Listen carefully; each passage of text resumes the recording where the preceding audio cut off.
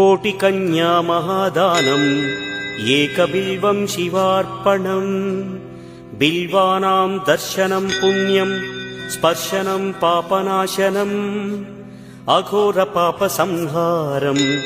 एकबिल्वं शिवार्पणम् सहस्रवेदपाठेषु ब्रह्मस्थापनमुच्यते अनेकव्रतकोटीनाम्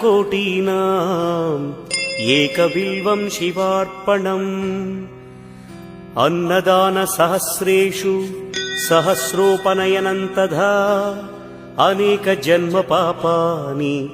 एकबिल्वं शिवार्पणम् बिल्वाष्टकमिदं पुण्यं यः पठेत् शिवसन्निधौ शिवलोकमवाप्नोति